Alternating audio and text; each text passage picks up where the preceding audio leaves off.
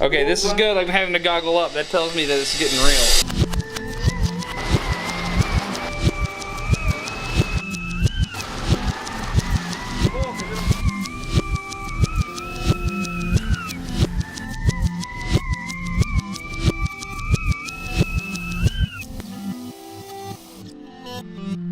So this is my dad, and this is his front porch. And what do you see from your front porch? 18 pecan trees. And why are pecan trees important to our family? Because that was a punishment that I had after I got caught hot rodding my daddy's 62 Ford. And he said, well, what do you want? You want to be grounded or you want a whipping? I said, I'd rather have the whipping. And he said, let me think about it. I'll get back with you in a couple of days.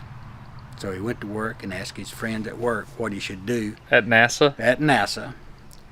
And one of those guys says, you've been wanting some pecan trees, Fess. I would put that boy in your blue truck, take him down to South Georgia, and I'd get some pecan seedlings, bring them back, and I'd make that boy plant pecan trees in your yard. It took me all summer to do it. A 5-foot pecan tree has about a 5-foot taproot. So you got to dig a deep hole. So the idea was something that you wouldn't forget? Yes, and it worked. Every day when I come out and I see these pecan limbs laying on the ground, and you have to have a burn pile to burn them, that punishment goes on after 1967. And Granddaddy's long gone, and you're still getting punished for hot rodding the Ford. I am. There's a pecan tree right there. So obviously pecan trees have had a special place in the heart of my family for a while because pecans are awesome. 96 was a good year for pecans here. A pecan from 1996. Here we go. Here's a pecan. Tastes like butter pecan ice cream. Second was better than the first one. Pecans make everything better, from pies to cakes to breads to toppings. Seriously, if you haven't tried it yet, your favorite flavor ice cream is buttered pecan. You just don't know it yet. Yes, I grew up in the shade of those 18 trees my dad planted as punishment, but I've never seen how a pecan farm goes about shaking hundreds of pounds of pecans out of these gigantic trees. So when I got a call from a local farmer named Frank saying he was going to be shaking some of his pecan trees on his 400 tree orchard, it was only appropriate that my dad should join me on this trip out to the pecan farm. How's it going? Hey, good. Nice to meet you. Yeah, good meeting you. I want to make sure I understand correctly. You literally grab the tree and shake it. Yes, exactly. We grab the tree. I'm going to show you the shaker over Okay, here. yeah. This is a Savage shaker. This arm slides out. You back up and then squeeze the Oh, look at tree. that. So the tree Goes right in between here, this rubber cushion. Uh-huh. So it doesn't damage the tree. Does not damage the tree. Okay. You tighten up on a tree so it's real tight so it doesn't come loose. And then when you engage the PTO, it violently shakes the tree and the nuts come tumbling down. Really? Oh my goodness. It's a lobe? Is it offset? Just Yeah, like the just it like looks just like a motor on a cell phone. So I'm seeing a rotating shaft, just like a cell phone vibration motor. Okay. But why does the chain go that way? I don't understand what happens that way. It goes down to where the gearbox or the PTO is. Okay. Oh, where's the PTO? See, it comes in right down at the bottom here. Oh, okay. So it's driven here. Yeah. It shakes it's driven there. down here, shakes up here. And this whole thing is mechanically coupled, so this just shakes like that. Yes. Okay. That makes sense. I didn't know this, but there are over 500 different varieties of pecans. Frank grows 2 different varieties on his farm. This is the Pawnee. Okay. Ripens usually the end of September, first week October. And this is a Kiowa, and it ripens the first week of November usually. The Pawnee is richer. It's got more oil in it, so it's a more buttery flavor. The Kiowa is bigger, so if you want to make a pie with big nuts on top, this is the ones you want to put on top. But if you want, in the meat of the pie, you want to put Pawnee because it's rich. It's like the butter you put in the crust. Gonna try the buttery flavor. That's not the buttery flavor. This Oh. is the buttery flavor. Okay, so this is a Kiowa, This is a dryer. and this is the Pawnee. Yes. Way high. Yeah, the quality is way better. It is. Weird. Pecans are all so different. I mean, every pecan. So whether you have Elias or Schley or Pawnee or Kiowas, or there's so many different varieties. Can I eat that? Yeah. It was really good. Yeah, of course.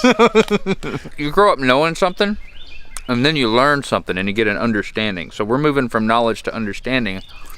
when it comes to pecans. This is awesome. So it was time to see this thing in action. Frank opened the jaws of the shaker wide so it would fit around the trunk of the tree. He backs in and then tightened the jaws snug around the tree so it won't hurt the bark of the tree when he engages the shaker. Oh, shoot, you were right. Golly.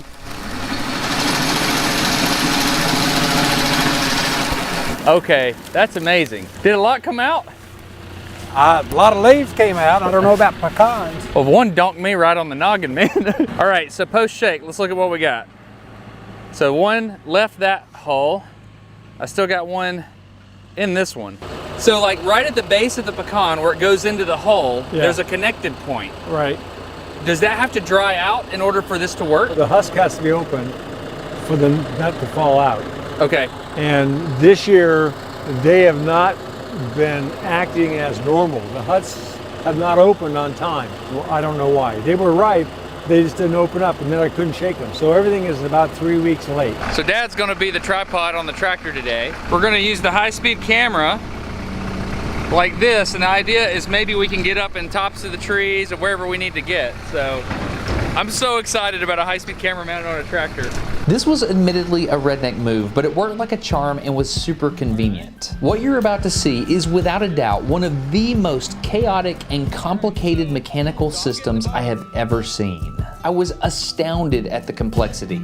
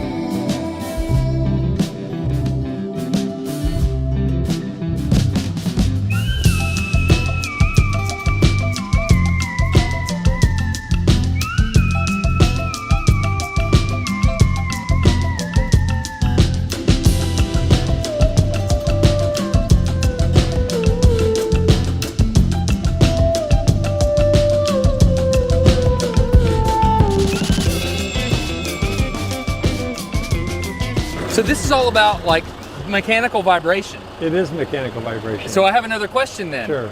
So it seems to me that if you were to shake the tree in this axis, it would behave differently than if you were to turn 90 degrees and shake in this axis. We have never done that, shaking them from different sides, not normally, but that's an idea that might give you better results if you took the time to go to every tree multiple directions. But when you're going, you're just going. You don't care about that. We want to get trees nuts on the ground so I can harvest them, and then we've got to usually have a crew standing by to start processing them. So what effect would shaking a tree from two different angles actually have? I wanted to see what would happen way up in the top of the tree, so I locked in on a branch way far up there, and then we vibrated it at 90 degrees out of phase and two different shakes down at the trunk.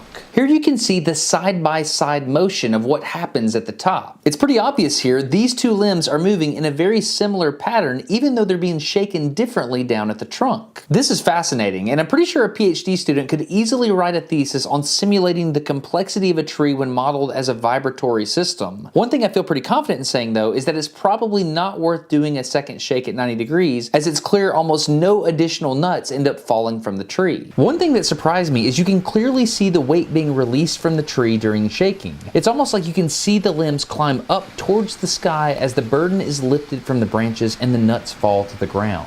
It's time to harvest. So this is the harvester, huh? This is the harvester. Okay. See those round fingers? Oh yeah. Those stick down and they roll. They're a street sweeper kind of thing, and they sweep up the nuts.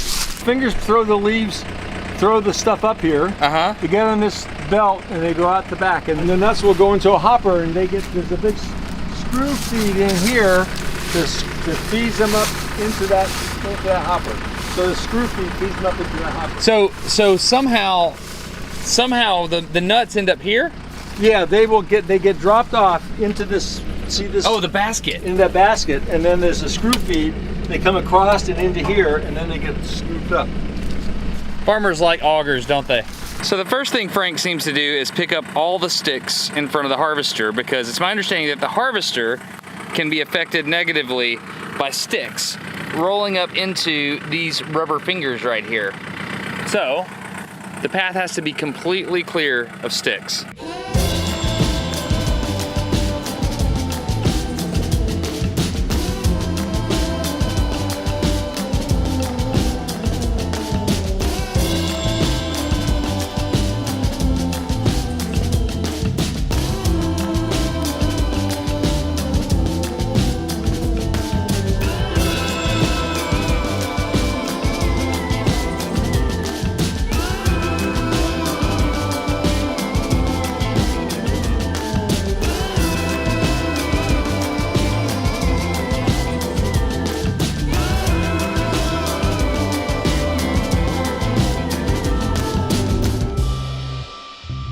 Okay, what is this, Frank? What are we doing? We are taking nuts that we collected in the field in this trailer that you saw us load into. Yeah. And we're moving them from there into the hopper of this Southern Nut and Tree pecan cleaner. And it cleans the debris, leaves, husks off the nuts. So Frank explained to me that the nuts are shoveled into a bin where they're fed onto a conveyor belt that makes its way up and then drops them down into a machine. Inside this machine, there are big rubber fingers which separate the leaves from the husks from the nuts, and then everything passes through a massive blast of air. All the leaves and the bad nuts get blown up and out of the machine into a big pile of baddies. The bad nuts are lighter than the good nuts because they've already been cracked and they've started to dry out. The good ones drop down onto another conveyor belt where humans further identify and separate out the bad ones. They're looking for mold or nuts with cracks in them, which means the inside could be compromised, or holes. What is this? A pecan weevil. So that's the enemy. That's the enemy. He bores in the hole in the husk, right through the husk, right into here. And then he'll live in here as a little worm. So you have to be very adamant about looking for those guys. You have to watch out for him. So the final step is cracking the nut, and I've got to say, this machine is awesome. So this is our cracker. It's a Quantz rotary cracker. The nuts go into this hopper. They go up this belt into the machine where you'll see. Is it grabbing one nut at a time? One nut goes in each of these little stations on the belt. Really? And what happens is they'll get pushed off here, and then there's a little wire that pushes them over so that they get kicked out, so there's only one per station. Oh, index is just a single one time. Okay. So then it's a pneumatic machine. We run compressed air into the machine here. So you have to finely tune this thing. And so what happens is the nuts get picked up. They'll be held mechanically by a stainless steel cylinder, and it's stressed. It's under pressure. And then there is a pneumatic disc that is propelled again when it's under pressure, propelled against the end that shatters the shell. And that shell is I just figured something else. So the reason you're using air pressure is you can have constant force. Instead of like a spring, you'd like displacement. It's a function of displacement, but with air pressure, you get constant force. And we can adjust for a variety of size of nuts because it just squeezes whatever size nut comes through. So if you go to a Myers cracker down at the co-op, those crackers are set for a fixed space of cracking. So if the nut is big, if the nut's this big and they've got it set for a nut this size, it will still smash it down to this small, and you will have a smashed half. That's hardly worth it. So this is force constant instead of displacement constant. Right. Exactly. That's amazing. Okay, I would have never thought about that. Okay. Exactly. So here's the outside machine. You've seen the controls. This is what the inside looks like, and I'm going to open it up here so you can see it. Oh, okay.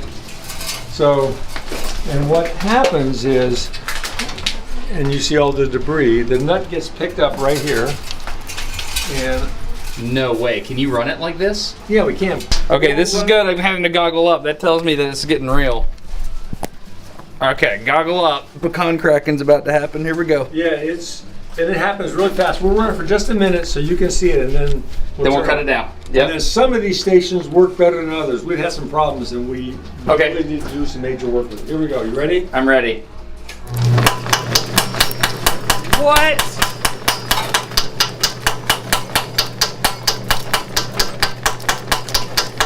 That That's amazing. That's awesome. Okay, and they come out here. The real product comes out on this station in the discharge chute, and this person sorts that material out, looking for bad nuts and nuts that haven't cracked. This is overflow, where the machine is a bit out of tune, and so stuff comes out the back that shouldn't. Got it. And these are all cracked, and then we take them from here and move them manually to her station, where she does the final checks. Got it. Oh, look at this. Wait. Look at the controls. You can see when they're working, crack changes, stress, speed pretty constant, inject pretty constant, and then reset. And then here, she's taking up the nuts, picks them up. And it's kicking them out if it's If there's two on there, yeah, and there's a wire that pushes them up, and they index it properly. Okay? how are they going in there? Just gravity. Got it. Gravity keeps it at the bottom. That's a finely tuned mechanical device, isn't it? So this is the final product here. Yes. Okay, and what is the like normal quantity that you sell these things in? 3-pound bags for $20. Okay, so this isn't like an industrial operation. No, this is mom and pop. Small farm operation, not making tons of money. If the IRS ever comes and audits us, they're going to say, "You doing this for what?" So why do you do it? You know, because satisfaction is when you take pecans to people and they say, "These are the best pecans I've ever had." That makes it worthwhile. This episode of Smarter Everyday is sponsored by KiwiCo, and if you've been following Smarter Everyday for any length of time, you know that I originally reached out to KiwiCo because we love their products when this little girl was a whole lot younger than she is now. In past episodes on Smarter Everyday, I've told you about like the Tinker Crate and the Doodle Crate and all these other lines that KiwiCo has, but today we finally have access to the Eureka Crate and the Maker Crate. The Eureka Crate has to do with engineering and design, and the Maker Crate is all about art and design. These are awesome, and they're geared more towards older kids. I want to try this bottom one, macrame planters. So here's the deal. If you want to support Smarter Everyday, you can do so by getting a really cool kit delivered to your house for your kid. And I have a new promo code this time because I wanted to include the Eureka Crate and the Maker Crate in the deal. They're a little bit bigger, they're a little bit more complicated. You can see you actually get tools with them. So if you would go to kiwico.com/smarter50, that gets you 50% off your first crate. You get to pick whatever you want. And I really wanted the Eureka Crate and the Maker Crate to be a part of this. So this is macrame. Did you know how to do that? I do now. If you have younger kids, by all means, the Tinker Crate is my favorite, but there's also like the Atlas Crate, the Doodle Crate. There's all different things you can choose from, and it's tailored specifically for your kid wherever they're at in life. Anyway, big thanks to you for supporting the sponsor, because when you do that, that supports Smarter Every Day and lets me make videos about things like pecans, things I find interesting. So, kiwico.com/smarter50, get a gift for someone you love or yourself. So you're putting 2 pecans in your hand, And just crack them. crack them together. You make them do the work. Yeah, you have to have 2. All right, so we need to talk about something, Frank. Yeah. You're saying pecan, and everybody knows it's pecan. Or pecan. You know, I've heard it pronounced 3 different ways in the 2 counties. Yeah, pecan, pecan, pecan. You know, you hear them all. So Okay, so I'm going to bow to your authority. It's pecan in my mind, but I don't own a pecan shaker. Pecan is fine. Pecan is fine? Pecan's fine. I'm okay. They're Good. all Okay, I'm okay. We're okay, Dad. They're all good. Pecans, when we shake them, I don't want to leave the nuts on the ground because they'll get moldy. And squirrels. No, there's no squirrels here. Oh, you a good rifle shot? He doesn't say. I bet you're pretty good with a 22. We don't want to leave nuts on the ground. Okay.